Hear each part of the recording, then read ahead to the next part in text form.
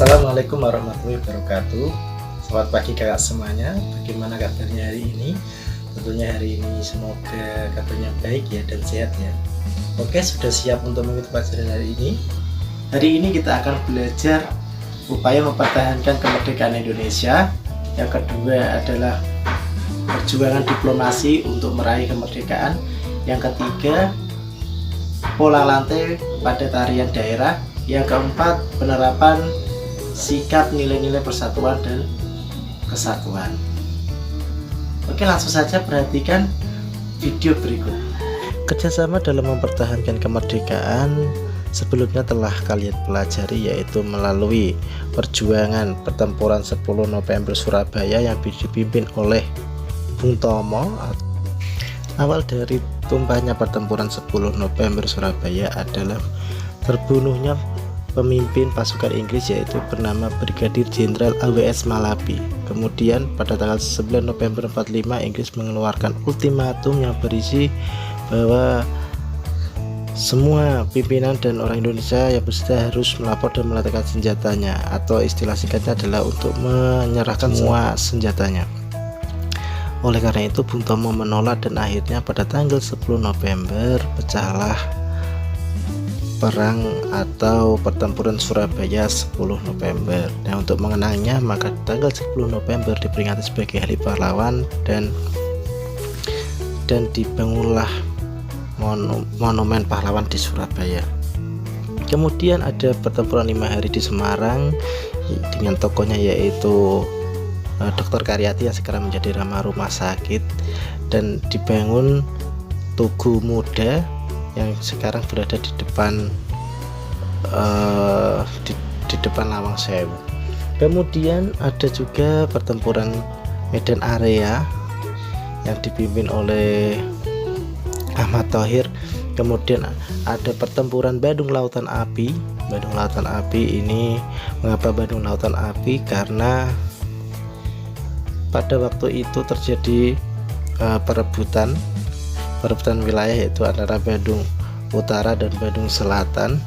Kemudian Bandung Selatan ini memegang peranan penting karena di dalamnya ada gudang senjata, terus bangunan pemerintahan. Akhirnya agar tidak dipakai oleh tentara Inggris, maka gudang-gudang tersebut dibumi hanguskan oleh pejuang Indonesia sendiri.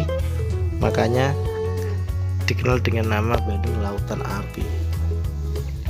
Dalam pertempuran Bandung Lautan Api gugurlah pahlawan Indonesia yang bernama Muhammad Toha.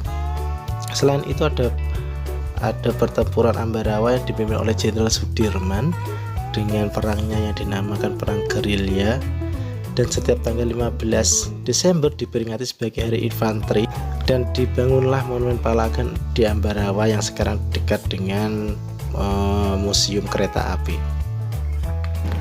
Selain dengan pertempuran, perjuangan bangsa Indonesia dalam mempertahankan kemerdekaan adalah dengan cara diplomasi.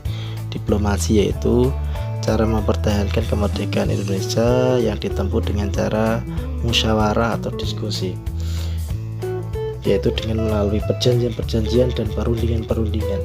Perjanjian yang pertama adalah Perjanjian Linggarjati. Perjanjian Linggarjati ini berada di Linggarjati. Wakil dari Indonesia diwakili oleh Sultan Syahrir, dan dari Belanda diwakili oleh Jenderal Van Mock. Isi dari Perjanjian Linggarjati adalah sebagai berikut.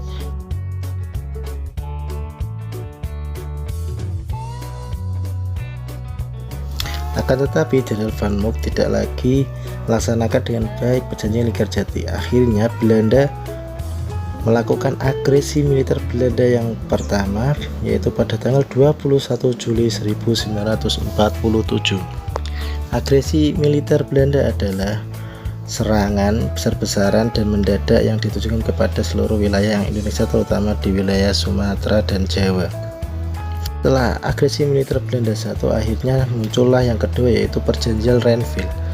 Perjanjian Renville ini berada di kapal US Renville yang pada waktu itu mendarat di Tanjung Priok. Kemudian dalam Perjanjian Renville ada namanya Komite Tiga Negara atau disingkat KTN, yaitu beranggotakan Australia, Belgia, dan Amerika Serikat. Indonesia memilih Australia sebagai wakilnya, sedangkan Belanda memilih Belgia sebagai wakilnya, dan untuk penengah ada Amerika Serikat. Isi dari perjanjian Renville adalah sebagai berikut.